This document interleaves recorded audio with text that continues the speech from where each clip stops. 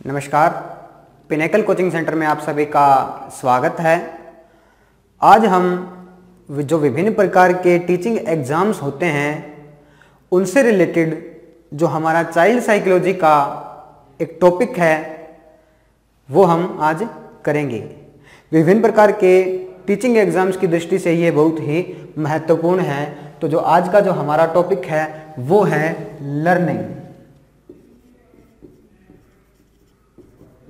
Learning या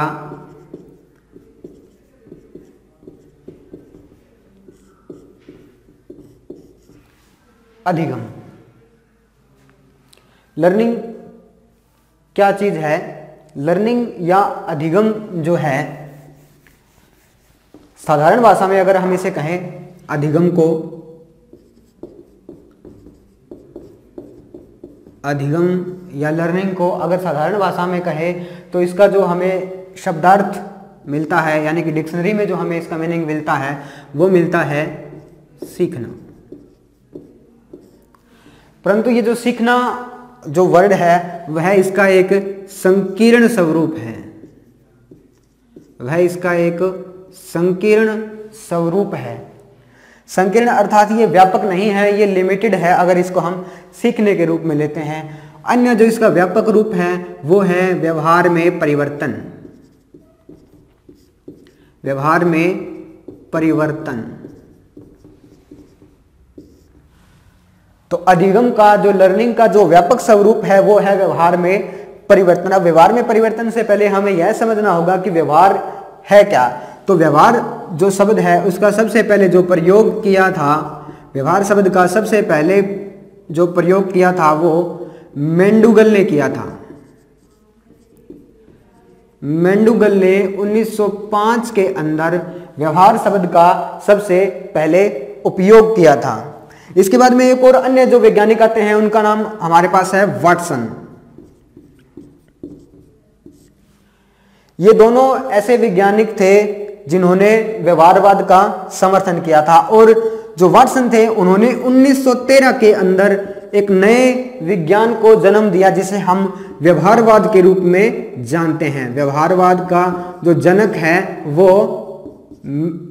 Watson है। तो व्यवहार में परिवर्तन, व्यवहार में अगर परिवर्तन हो रहा है तो वो लर्निंग है। व्यवहार कहां से उत्पन्न हुआ? इससे पहले हम जो साइकोलॉजी को पढ़ रहे थे वो आत्मा का विज्ञान था। आत्मा का विज्ञान, मन का, चेतना का और फिर व्यवहार का, व्यवहार का विज्ञान, व्यवहार का विज्ञान। तो जो वाटसन थे वो इस वाद के समर्थक थे और उन्होंने अपनी जो पुस्तक है outline of psychology, outline of psychology, outline of psychology में मैंडुगल ने यह कहा है कि चेतना नाम की कोई चीज नहीं थी और व्यवहार ही सब कुछ था। इसके बाद में जैसा कि हमने कहा कि जो लर्निंग है वो व्यवहार में परिवर्तन है, व्यवहार में बदलाव है। व्यवहार में जो परिवर्तन होगा वो लर्निंग है। और मैंडुगल ने 1905 में सबसे पहले व्यवहार शब्द का उपयोग किया था और वाटसन ने व्यवहारवाद को प्रतिपादित किया था। इसके बाद में व्यवहार में जो परिवर्तन आता है अगर वो स्थायी होता है तो वही हमारी लर्निंग होगी। व्यवहार में अगर कोई परिवर्तन आता है तो वो किस प्रकार होगा, यानी कि व्यवहार में परिवर्तन करने वाले कारक कौन कौन से हो सकते हैं? जब लर्निंग होगी, जब व्यवहार में परिवर्तन आएगा, तो व्यवहार में जो परिवर्तन आएगा वो किस चीज से आएगा? वो आपका अनुभव से हो सकता है, वो आपका प्रशिक्षण से हो सकता है, वो आपका अनुभव से हो सकता है, प्रशिक्षण से हो सकता है, या वो अभ्यास से हो सकता है, या वो अभ्यास के द्वारा भी हो सकता है। यानी कि व्यवहार में जो परिवर्तन आ रहा है वो किससे आ रहा है? वो अनुभव से हो सकता है, वो प्रशिक्षण से हो सकता है, या फिर वो अभ्यास से हो सकता है। उदाहरण के लिए अगर आप जा रहे हैं और रास्ते में इधर एक खड्डा है, तो आप क्या करेंगे? इधर से जाएंगे, घूम के जाएंगे और फिर आगे बढ़ेंगे। तो ये क्या हुआ? ना तो इसमें आप इस खड्डे को पार करने के लिए आपने कोई प्रशिक्षण लिया, आपने प्रशिक्षण नहीं लिया है कि इस खड्डे को मैं पार कैसे करूं, ना ही आपने कोई अभ्यास किया, परंतु जो आपका अनुभव काम आया है वो यहां आपको सिखाने में काम आया है कि यहां कोई भी दुर्घटना हो सकती है। तो जब आप इस खड्डे को क्रॉस करते हो तो आपने अपने अनुभव का प्रयोग किया है। इसी प्रकार मान लीजिए एक बच्चा है हमारे पास,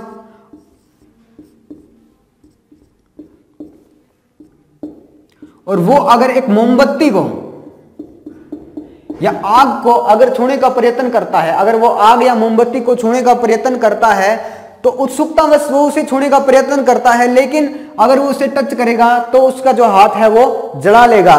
तो इस प्रकार जो बच्चा होगा वो उस मोमबत्ती को दोबारा नहीं छुएगा। तो उसने क्या किया? उसने छूने का प्रयत्न किया था, उसने उसको छूने का प्रयत्न किया और उस प्रयत्न के बाद उसके व्यवहार में एक परिवर्तन आया। वो जो स्थायी परिवर्तन था, जो व्यवहार में स्थायी परिवर्तन था, व्यवहार के अंदर जो बदलाव आया है उसे हम लर्निंग कहते हैं, यानी कि उसे हम अधिगम कहते हैं, अधिगम के रूप में उसे जानते हैं। तो अधिगम जो होगा वो अनुभव, प्रशिक्षण और अभ्यास के द्वारा होगा।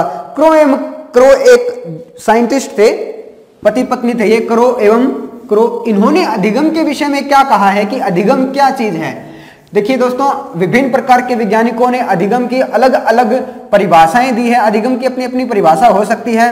क्रो एवं क्रो की जो डेफिनेशन है बहुत ही महत्वपूर्ण है, क्योंकि क्रो एवं क्रो की डेफिनेशन के ऊपर राजस्थान सेकंड ग्रेड के अंदर एक क्वेश्चन आया है। तो क्रो एवं क्रो ने क्या कहा है? क्रो एवं क्रो, ये पति पत्नी थे, क्रो एवं क्रो, ये दो मनोवैज्ञानिक थे, पति और पत्नी थे ये। इन्होंने ये कहा था कि जो अधिगम है वो अभिवृत्ति, आदत और ज्ञान,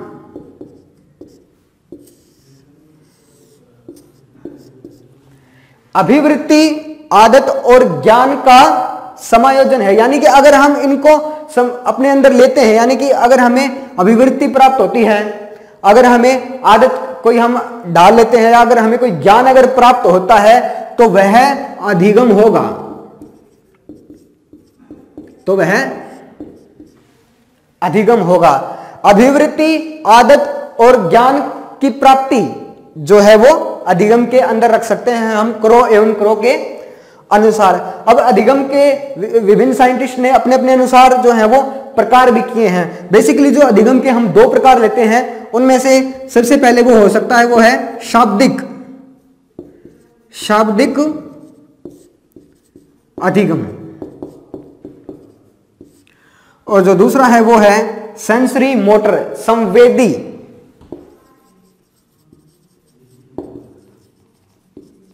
सेंसरी मोटर लर्निंग,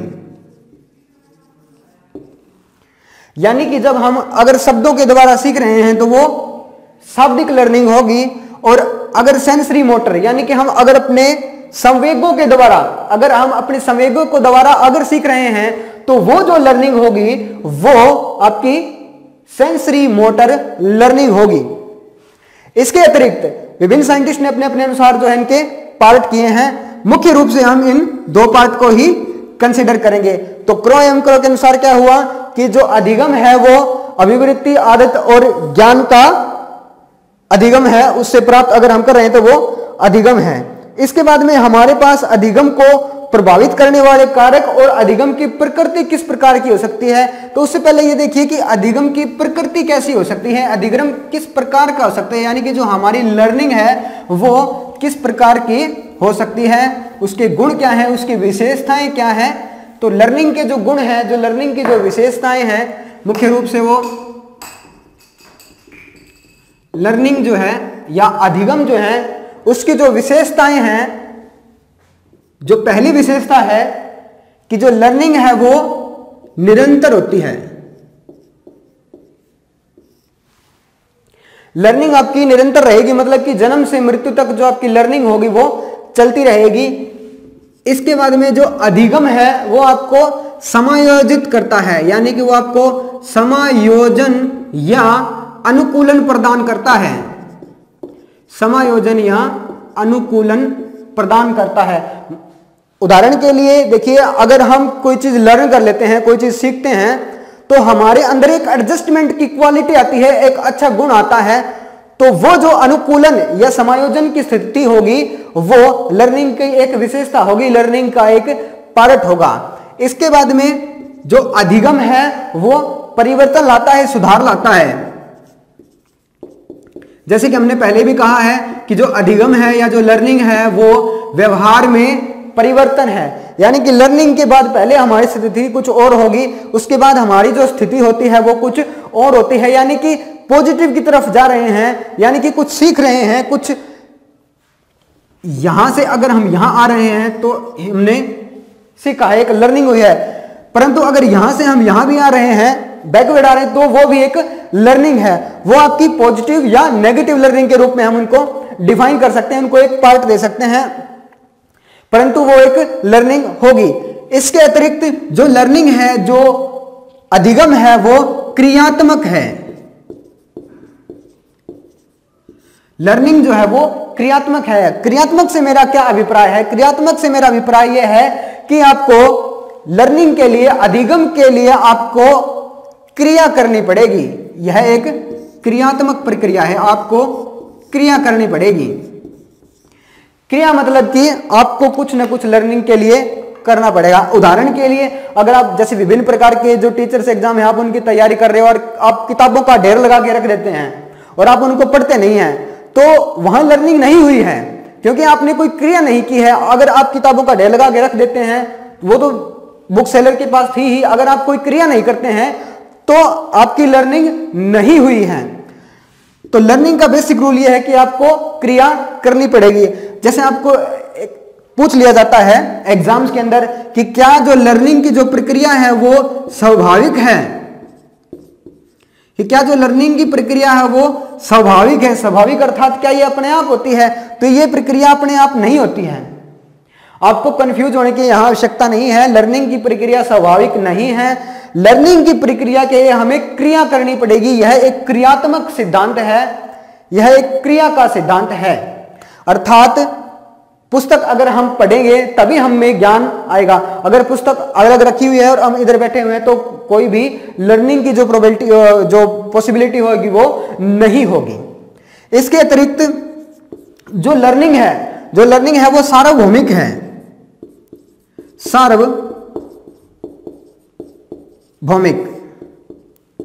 सार्वभौमिक से हमारा तात्पर्य यह है कि सभी प्रकार के जीव लर्निंग करते हैं। किसी भी प्रकार का वो जीव है वो लर्निंग करता है। उदाहरण के लिए, जैसे हमारे पास एक गाय है, अगर हम उसको एक खूंटे से बांध रहे हैं, रोज अगर हम उसी खूंटे से उसको बांध रहे हैं, तो अगर एक दिन आप उसको खुला छोड़ दोगे तो वो वापस ही उसी खूंटे के ऊपर आ जाएगी। यानी कि जानवर भी जो है वो भी लर्निंग कर रहे हैं। इसका मतलब ये हुआ कि जो लर्निंग है वो सभी जीवों के अंदर पाई जाती है। तो जो लर्निंग है वो सार्वभौमिक है। लर्निंग की जो प्रक्रिया है वो सार्वभौमिक है। सभी प्रकार के जो जीव हैं वो लर्निंग सीखते हैं। इसके बाद में जो लर्निंग होती है, हम उस लर्निंग के अंदर हम अनुभवों का संगठन करते हैं, यानी कि हम विभिन्न प्रकार के अनुभव प्राप्त करते हैं और उनको ऑर्गेनाइज करते हैं, अनुभवों का संगठन करते हैं। अनुभवों का संगठन, विभिन्न प्रकार के जो हम अनुभव प्राप्त करते हैं। उदाहरण के लिए, जैसे हमने एक बच्चे का उदाहरण दिया था कि उसने मोमबत्ती को छूने का प्रयत्न किया और उसका हाथ जल गया, तो आगे के बाद वो उस मोमबत्ती या ऐसी चीज जो आग दर्शा रही है उसके पास वो नहीं जाएगा, क्योंकि उसने अपने अनुभवों का संगठन कर लिया है। उसने अनुभवों का संगठन किया है कि अगर वो मोमबत्ती के पास जाएगा तो उसे हानि हो सकती है, उसे नुकसान हो सकता है। तो उसने अपने अनुभवों को संगठित किया और अनुभवों को संगठित करने के बाद उसने अपने अनुभवों को व्यवस्थित किया, उसने एक व्यवस्था बनाई। इसके बाद में हमारे पास आता है कि अधिगम की प्रक्रिया कैसी होती है, कि अधिगम जो है वो कार्य किस प्रकार करता है। इन जनरल लाइफ अगर हम बात करें तो अधिगम के अंदर क्या क्या चीजें आती हैं और अधिगम की जो प्रक्रिया होगी, अधिगम की प्रक्रिया,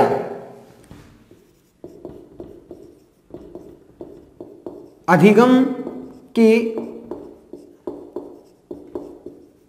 प्रक्रिया, तो अधिगम की प्रक्रिया के अंदर जो मुख्य कारक होंगे, सबसे पहले अगर आप कुछ सीखना चाहते हैं, अगर आपको अधिगम चाहिए यानी कि आप कुछ लर्न करना चाहते हैं, तो उससे पहले आपको एक मोटिवेशन चाहिए, एक अभिप्रेरणा चाहिए। अभिप्रेरणा या मोटिवेशन, जो मोटिवेशन जो शब्द है वो ग्रीक वर्ड मोवियर से उत्पन्न हुआ है, MOVERE, जिसका अर्थ है हिलाकर रख देना, झकझोर कर देना, यानी कि जो मोटिवेशन आती है वो आपको झकझोर करती है, वो आपको हिला के रखती है। तो अगर आप लर्निंग की प्रक्रिया में आगे बढ़ते हैं तो लर्निंग में सबसे पहले जो आपको जो चीजें चाहिएगी वो होगी अभिप्रेरणा। अभिप्रेरणा के बाद आपका एक लक्ष्य होना चाहिए। अभिप्रेरणा के बाद आपका एक लक्ष्य होना चाहिए, और एक लक्ष्य प्राप्ति के अंदर विभिन्न प्रकार की बाधाएं भी आती हैं। लक्ष्य प्राप्ति के अंदर विभिन्न प्रकार की बाधाएं भी आती है, और उन बाधाओं से पार होने के बाद हम एडजस्टमेंट सीखते हैं, यानी कि हम समायोजित होते हैं, हम समायोजन सीखते हैं। उस समायोजन सीखने के बाद हम व्यवस्थित होते हैं, व्यवस्थापन होता है हमारे ज्ञान का।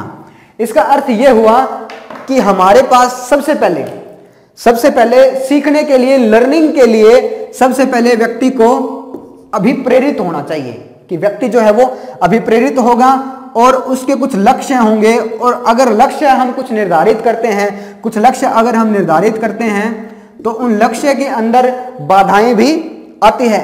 इन बाधाओं को दूर करने के लिए मनोवैज्ञानिक दृष्टि से जो टर्म आती है वो आती है टीचर।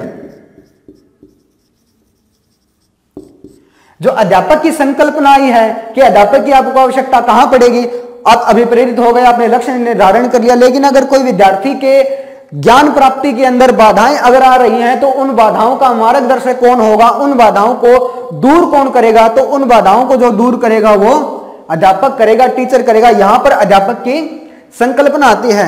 बाधाएं पार करने के बाद अगर आप विभिन्न प्रकार की बाधाएं अगर आप अध्यापक की सहायता से अगर पार कर लेते हैं तो उसके बाद आती है समायोजन की स्थिति। समायोजन होता है, और समायोजन होने के बाद, एडजस्टमेंट होने के बाद हम हमारे ज्ञान को व्यवस्थित करते हैं, ऑर्गेनाइज करते हैं, यानी कि जो हमने नॉलेज प्राप्त की, जो हमें इंफॉर्मेशन मिली, हम उसको व्यवस्थापित करते हैं। और व्यवस्थापित करने के बाद हम अभिप्रेरित होते हैं, और अभिप्रेरित होने के बाद हम अगली इंफॉर्मेशन की तरफ बढ़ते हैं, यानी कि नई इंफॉर्मेशन प्राप्त करना हमारा जो है वो लक्ष्य होता है। ये सेम जो ये सर्कल है वो चलता रहता है, और इसके अंदर जो विद्यार्थी होता है ये यहां होता है। मतलब कि विद्यार्थी को केंद्र में रखते हुए हम क्या कर सकते हैं, विद्यार्थी अभिप्रेरित होता है, वो अपने लक्ष्य निर्धारित करता है। लक्ष्य निर्धारित करने में कुछ विभिन्न प्रकार की बाधाएं आती है, और बाधाओं को पार करने के बाद वो समायोजित होता है। और जो बाधाएं पार होंगी उनके अंदर जो मुख्य रोल होगा वो अध्यापक का होगा। जो टीचर का जो कंसेप्ट आया है वो यहीं से आया है। समायोजित होने के बाद व्यवस्थापित होता है, यानी कि अपने जो इंफॉर्मेशन है उसको व्यवस्थित करता है, और फिर वो दोबारा से विपरीत, ये जो सर्कल है ये चलता रहता है। इसके बाद अगर ये सर्कल आता है तो ये बाधाएं जो आती हैं, ये बाधाएं किस प्रकार की हो सकती है, यानी कि हमारी जो टीचिंग है और लर्निंग है, जो टीचिंग और लर्निंग की प्रोसेस है उसके अंदर वो कौन कौन से कारक हैं जो अधिगम की प्रक्रिया को प्रभावित करते हैं। अधिगम को प्रभावित करने वाले कारक कौन कौन से हो सकते हैं। अधिगम को प्रभावित करने वाले कारक, वो कौन कौन से कारक हैं जो अधिगम को प्रभावित करते हैं। अधिगम को प्रभावित करने वाले कारक, तो अधिगम को जो प्रभावित करने वाले कारक हैं अधिगम को जो कारक प्रभावित करते हैं, विभिन्न प्रकार के कारक हो सकते हैं, ये विभिन्न प्रकार के कारक हो सकते हैं। इनमें सबसे पहले आपका वातावरण हो सकता है।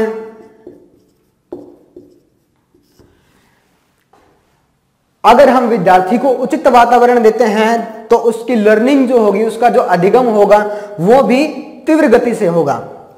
वंशानुक्रम हो सकता है। ये दो हमेशा ही मुख्य कारक रहते हैं। वंशानुक्रम हो सकता है, किसी भी व्यक्ति की आयु हो सकती है।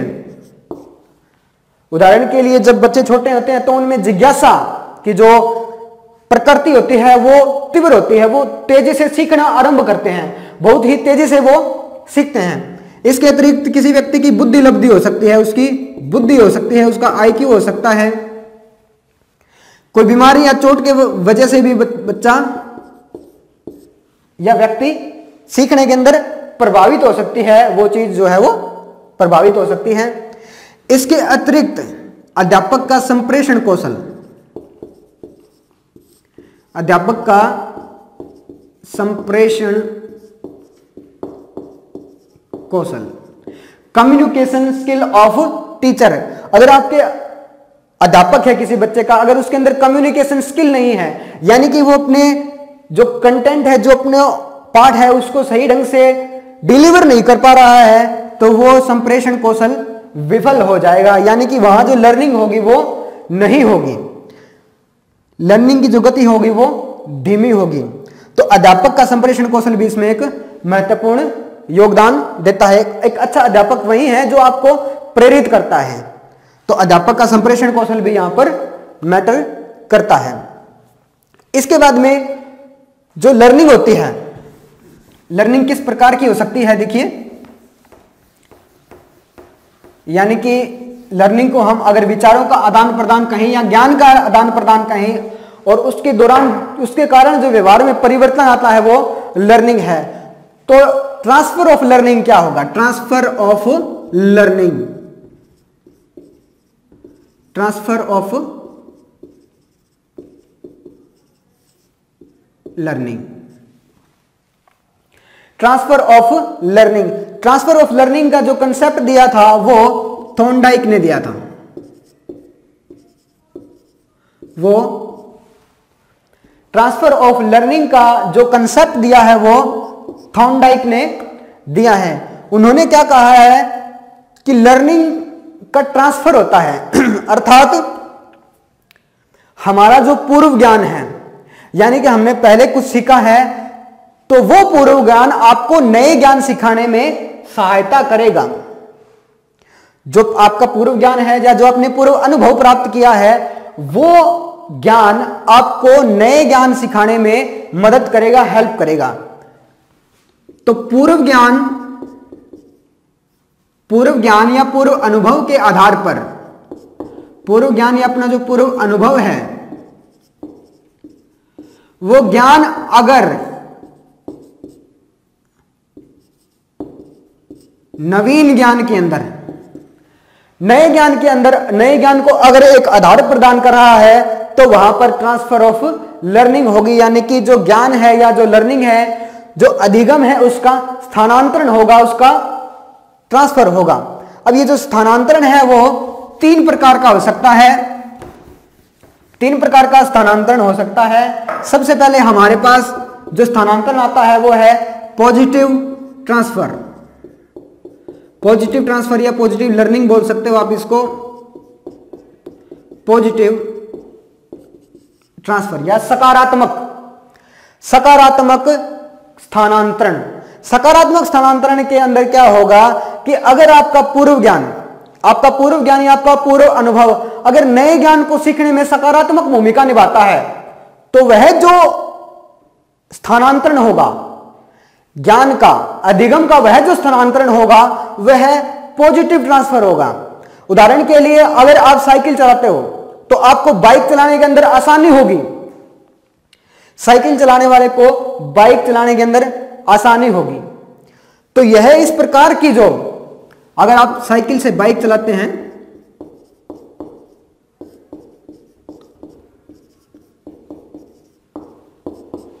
तो उसको एक आसानी होगी। यानी कि यह जो लर्निंग है वो एक पॉजिटिव लर्निंग है। या फिर कोई बच्चा है, कोई विद्यार्थी है, कोई स्टूडेंट है, अगर वो कक्षा के ज्ञान को, यानी कि उसने जो कक्षा के अंदर सीखा है, विद्यार्थी अगर कक्षा के ज्ञान को अपने दैनिक जीवन के अंदर, यानी कि अपने सामाजिक जीवन के अंदर अगर उपयोग करता है तो वह भी पॉजिटिव लर्निंग होगी। यानी कि उस समय भी सकारात्मक ट्रांसफर होगा। तो यह पॉजिटिव लर्निंग हो सकती है। इसके बाद में हमारे पास नेगेटिव लर्निंग या negative transfer of learning, negative transfer भी हो सकता है।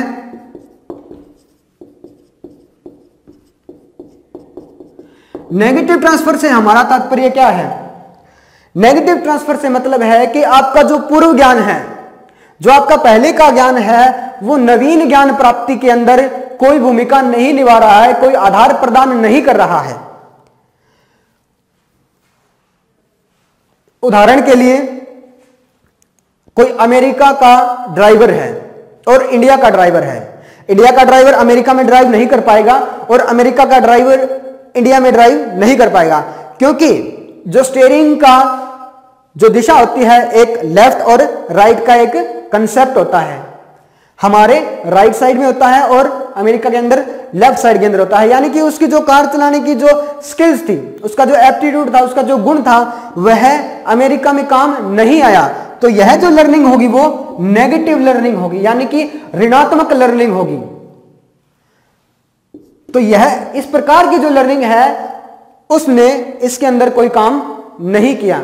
उदाहरण के लिए, अगर आप किसी आर्ट के बच्चे को अगर साइंस में डालते हो तो वह भी वहां काम नहीं कर पाएगा। अगर किसी आप कला शास्त्र के विद्यार्थी को अगर साइंस पढ़ाते हो, फिजिक्स पढ़ाते हो, तो वह भी ज्ञान प्राप्त नहीं कर पाएगा। वह उसको पढ़ने में उसको दुर्लभता होगी, उसको दुर्लभ महसूस करेगा, वो उसको आसानी नहीं होगी।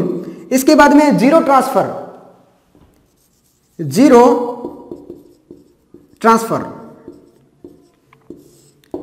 शून्य स्थानांतरण, यानी कि आपका पूर्व ज्ञान और आपका नवीन ज्ञान,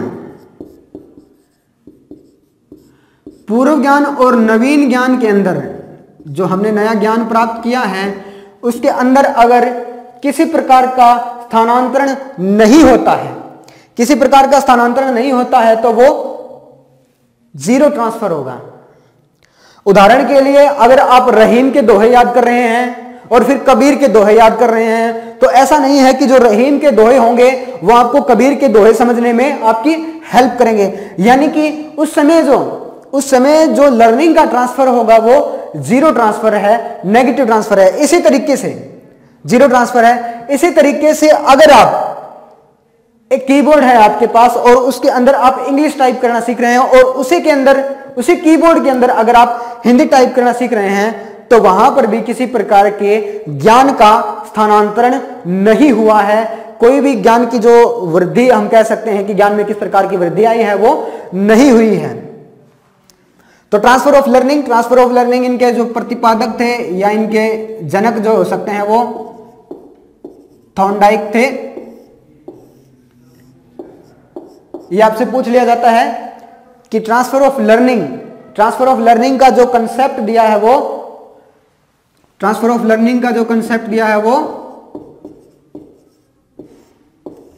थॉर्नडाइक ने दिया है। इसके बाद में हमारे पास जो लर्निंग का ट्रांसफर होता है, जो लर्निंग का स्थानांतरण होता है, वो स्थानांतरण किस प्रकार का हो सकता है। यानी कि अगर उस ट्रांसफर को अगर हम गणितीय रूप से या ग्राफीय रूप से अगर व्यक्त करना चाहें कि हम उस जो प्रोसेस है ट्रांसफर ऑफ लर्निंग की, उसको हम गणितीय रूप से या ग्राफीय रूप से किस प्रकार दर्शाएंगे, तो हमारे पास एक वक्र का कंसेप्ट आता है जिसे लर्निंग कर्व या फिर अधिगम वक्र के रूप में जाना जाता है। इसे हम अधिगम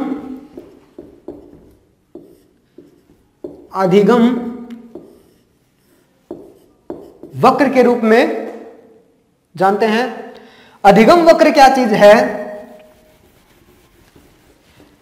अधिगम वक्र यह दर्शाता है कि किसी भी व्यक्ति ने किसी भी ज्ञान की प्राप्ति के अंदर उन्नति की है या अवनति की है, अर्थात उसका जो ज्ञान है, जो उसकी लर्निंग है, वो बढ़ रही है या घट रही है। तो अधिगम वक्र जो है वो एक प्रकार की वक्र रेखा है। ये क्या है? ये वक्र रेखा है। अधिगम वक्र एक प्रकार की वक्र रेखा है जो यह दर्शाती है कि लर्निंग के अंदर, यानी कि जो लर्निंग का जो ट्रांसफर हुआ है उसके अंदर उन्नति हुई है या अवनति हुई है। उन्नति हुई है या अवनति हुई है, यह वक्र रेखा होती है जो अधिगम के वक्र को दर्शाती है। तो जो अधिगम के वक्र हो सकते हैं वो 4 प्रकार के हो सकते हैं, यानी कि जो हमारे अधिगम वक्र हैं वो 4 प्रकार के हैं। इनके जो प्रकार हैं वो 4 प्रकार हो सकते हैं इनके। सबसे पहला जो अधिगम वक्र का प्रकार है, अधिगम वक्र का जो सबसे पहला प्रकार है वो है सरल रेखीय वक्र, कर्व ऑफ इक्वल रिटर्न्स। सरल रेखीय वक्र या फिर कर्व ऑफ इक्वल रिटर्न्स इसे हम कह सकते हैं। इसके अकॉर्डिंग क्या होता है, वक्र हम अगर बनाते हैं, आपने गणित में वक्र बनाया होगा, तो वक्र बनाने का जो हमारा तरीका होता है वो इस प्रकार होता है कि हम 2 रेखाएं खींचते हैं और इनके अंदर हम दो प्रकार की मात्राएं लेते हैं, जो मात्रक लेते हैं कि हमें इसके अंदर क्या लेना है। तो यहां जो होता है वो निष्पादन होता है, यहां निष्पादन या फिर परफॉर्मेंस इसको बोल सकते हैं हम, और यहां पर जो होता है वो होता है अभ्यास, कि हमने अभ्यास ट्रायल कितना किया, यहां अभ्यास होता है। या फिर इसे हम लर्निंग बोल सकते हैं, यह लर्निंग हो सकती है, और यह आपका टाइम हो सकता है। इस प्रकार से भी हम इसको बना सकते हैं। तो सरल रेखीय जो वक्र है, सरल रेखीय वक्र क्या कहता है कि जो लर्निंग की जो प्रक्रिया होती है वो एक सरल रेखा होती है। अगर हमें लर्निंग जो है, अधिगम जो है, अगर हमें एक सीधी रेखा के अंदर मिल रहा है, एक स्ट्रेट लाइन के अंदर अगर मिल रहा है, यानी कि इस पॉइंट पे अगर हम देखें कि बच्चे ने कितना अभ्यास किया है और उसने लर्निंग कितनी की है, इस तरीके से इस पॉइंट पे अगर हम देखें तो ये हमें एक स्ट्रेट लाइन मिल रही है। तो अधिगम वक्र का जो सरल रेखीय वक्र है उसके अंदर हमें अधिगम की एक स्ट्रेट लाइन मिलती है, एक सीधी रेखा मिलती है। इसके अंदर जो निष्पादन और जो अभ्यास होता है वो डायरेक्टली प्रोपोर्शनल होते हैं, समानुपाती होते हैं। मतलब कि जितना आप अभ्यास कर रहे हो उतना ही आपकी लर्निंग में वृद्धि हो रही है। करत करत अभ्यास के जड़मति होत सुजान, अर्थात कि जितना आप अभ्यास कर रहे हो उतनी ही तेज आपकी लर्निंग हो रही है। इसके बाद में हमारे पास जो अगला ग्राफ है, जो अगला वक्र है, वो वक्र है हमारे पास पॉजिटिव लर्निंग का। पॉजिटिव लर्निंग ग्राफ या फिर सकारात्मक या धनात्मक, इसको हम पॉजिटिव एक्सीलरेशन कर्व बोल सकते हैं या फिर positive learning curve. Positive learning curve, अगर हमारे पास एक इस प्रकार की आकृति बनती है, यहां पर आपका अभ्यास या टाइम बोल सकते हो, और यहां पर निष्पादन, परफॉर्मेंस, आउटपुट, और ये जो ग्राफ है अगर हमें इस प्रकार मिल रहा है, यानी कि सबसे पहले जब हमने शुरुआत की थी तो लर्निंग कम थी, यानी कि जो लर्निंग की रेट थी, रेट ऑफ जो लर्निंग थी वो बहुत ही कम थी, और उसके बाद धीरे धीरे समय के साथ ये जो लर्निंग का ग्राफ है ये आगे की तरफ बढ़ रहा है। तो इस प्रकार की जो लर्निंग हो रही है, इस प्रकार की लर्निंग का जो हमने कर्व बनाया है उसे हम पॉजिटिव लर्निंग कर्व कह सकते हैं। इसके बाद में negative learning, negative learning curve, negative learning curve. Negative learning curve के अंदर अगर हमें इस प्रकार का ग्राफ मिलता है, इस प्रकार का अगर ग्राफ मिलता है, मतलब कि सबसे पहले ज्यादा थी और फिर धीरे धीरे ये कम हो रही है, तो यह जो लर्निंग होगी और इसके लिए जो हम ग्राफ बनाएंगे वो नेगेटिव लर्निंग ग्राफ होगा। इसके बाद में हमारे पास जो एक अन्य और प्रकार आता है, जो चौथा प्रकार हमने जैसे डिस्कशन किया था कि अधिगम वक्र के 4 प्रकार हैं। तो सबसे पहला सरल रेखीय वक्र या फिर curve of equal returns, curve of equal return हो सकता है, सरल रेखीय वक्र हो सकता है, positive learning curve, negative learning curve, और इसके बाद में इन दोनों का, पॉजिटिव का और नेगेटिव का मिक्स्ड होता है, इसे हम मिक्स्ड कर्व या फिर कई पुस्तकों में आपको एस शेप्ड ग्राफ मिलेगा, एस शेप्ड कर्व मिलेगा।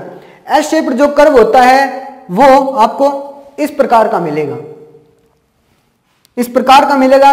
इसका अर्थ यह हुआ कि कहीं पर तो लर्निंग ज्यादा है और कहीं पर लर्निंग के अंदर एक ठहराव आ गया है, कम हो गई है, यानी कि जो लर्निंग का जो ग्राफ है वो बढ़ भी रहा है और वो समय के साथ वो घट भी रहा है। तो इस प्रकार की जो लर्निंग होगी और उसका जो हम ग्राफ बनाएंगे, उसका जो वक्र बनाएंगे, उसे हम मिक्स्ड या मिश्रित वक्र बोल सकते हैं या फिर एस शेप्ड वक्र बोल सकते हैं, एस प्रकार का वक्र, क्योंकि ये जो आकृति है वो एस प्रकार की होती है। और इसके अंदर आपने ये देखा कि जब हम मिक्स्ड ग्राफ बनाते हैं, यानी कि जो मिक्स्ड हमारा वक्र बना है, इसके अंदर थोड़ी दूर तक ये देखिए, ये लाइन अगर आप देखते हो तो यहां ठहराव आ गया है, यहां रुकावट आ गई है, थोड़ा ठहराव आ गया है, अवरोध आ गया है, बाधा उत्पन्न हो गई है। ये जो बाधा, अवरोध, रुकावट जो आई है, ये जो ऑब्स्टेकल आया है, इस ऑब्स्टेकल को हम पठार कहते हैं, इसे हम पठार कहते हैं। लर्निंग के टर्म में अगर मैं इसे कहूं तो इसे हम प्लेटू ऑफ लर्निंग कहते हैं। प्लेटू ऑफ लर्निंग को समझने के लिए देखिए क्या चीज है प्लेटू ऑफ लर्निंग। प्लेटू ऑफ लर्निंग, अगर किसी व्यक्ति के अंदर थोड़े से समय के बाद अगर लर्निंग में ठहराव आ जाता है, लर्निंग के अंदर अगर ठहराव आ गया, जैसे कि हमने इस ग्राफ के अंदर किया कि हमारा जो ग्राफ है वो इस प्रकार का है, इस ग्राफ के अंदर हमने क्या देखा कि थोड़े समय पर एक ये ठहराव आ गया था, इस ठहराव को हमने प्लेटू ऑफ लर्निंग कहा है। इसे हमने क्या कहा है? प्लेटू ऑफ लर्निंग, प्लेटू ऑफ लर्निंग। दोस्तों एक मनोवैज्ञानिक है बोरिंग, बोरिंग नाम के एक मनोवैज्ञानिक हैं और इनकी टीम थी एक, इन्होंने बोरिंग एंड टीम, इन्होंने 1962 में यह कहा था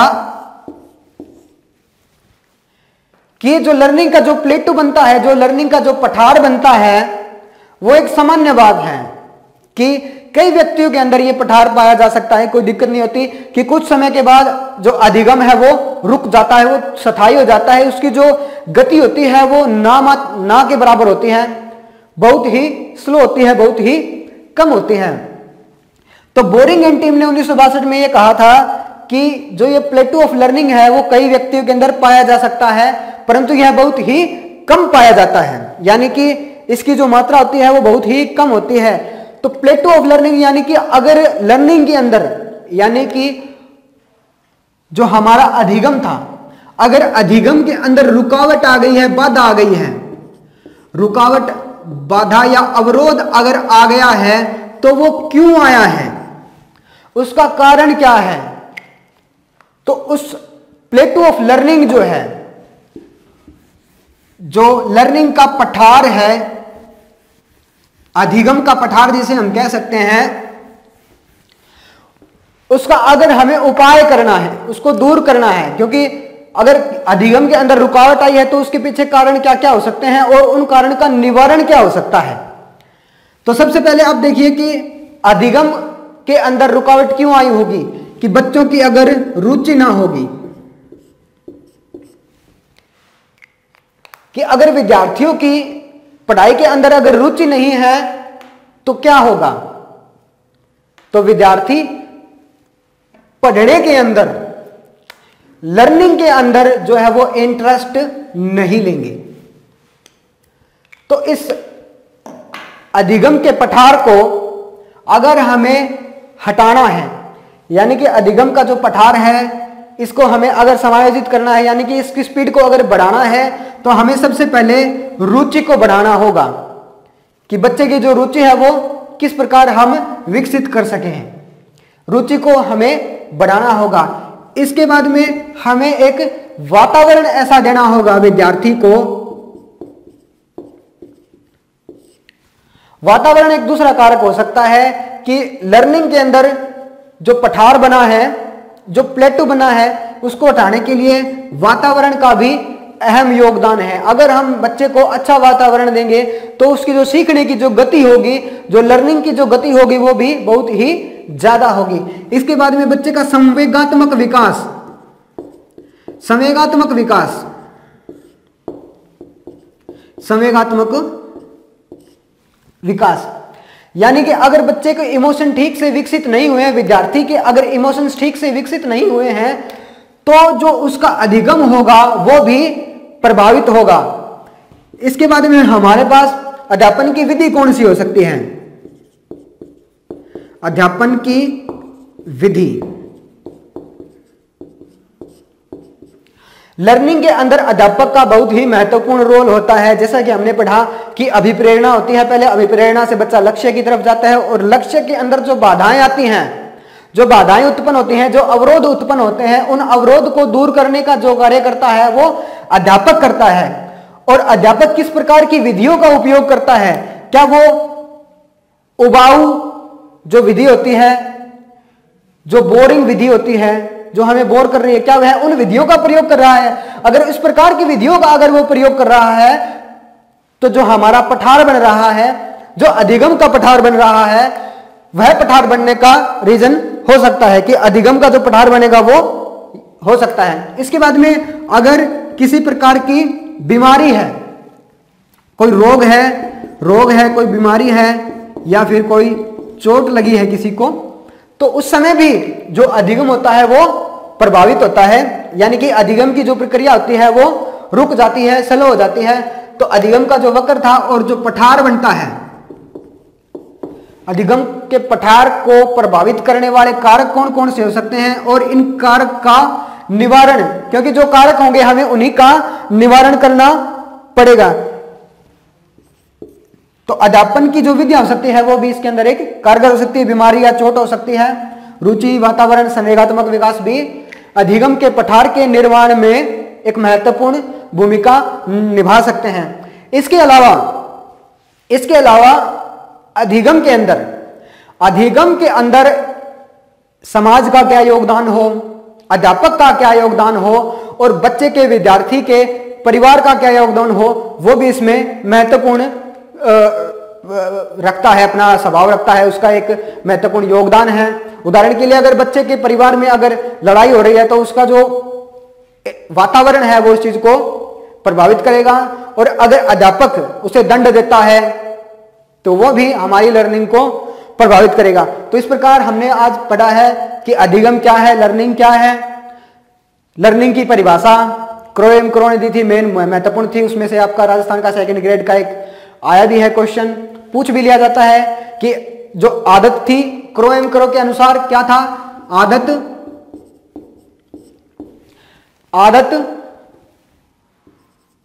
अभिवृत्ति और ज्ञान।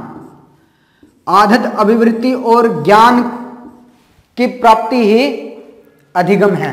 तो अधिगम आपका व्यवहार में स्थायी परिवर्तन होता है। अधिगम के वक्र, अधिगम का प्रकार, अधिगम को प्रभावित करने वाले कारक कौन कौन से थे, और अधिगम का जो पठार बनता है उसको निवारण अगर हमें करना है, अधिगम के पठार को हटाना है, तो उसके अंदर रुचि हो सकती है, वातावरण हो सकता है, संवेगात्मक विकास हो सकता है, अध्यापक की विधि हो सकती है, यानी कि वो किसी प्रकार की अनुपयुक्त जो विधि है उसका अगर प्रयोग कर रहा है, तो उस समय भी जो अधिगम होगा उसका एक पठार बन जाएगा, यानी कि जो अधिगम होगा उसकी स्पीड जो है वो बहुत ही स्लो हो जाएगी, या फिर वो बीमारी या चोट हो सकती है।